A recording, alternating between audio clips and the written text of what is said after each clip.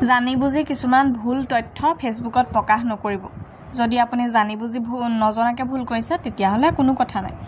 যোৱাকালি এটা ভিডিঅ দেখিলো পইতা ভাত বনাই আছে আৰু ভাতখিনিত ঢেৰ কিবা কিবি অলপমান মিশ্ৰণ কৰি হাতেৰে মঠি আছে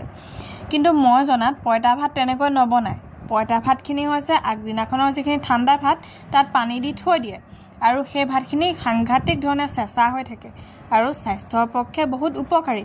যদি আমি ইয়াত কিবা কিবি এখোপা মিক্স কৰি যদি এনেকৈ হাতেৰে যদি ফেনেকি থকা দেখুৱাওঁ তেতিয়াহ'লে নৱপ্ৰজন্মই ভাবি যাব যে ভাতত পানী দি তাতে কিবা কিবি এখোপা দি পুৰা মোহাৰি কৰি খায় তেনেকৈ বুলিহে ভাবিব কিন্তু সেইটো কথা নহয়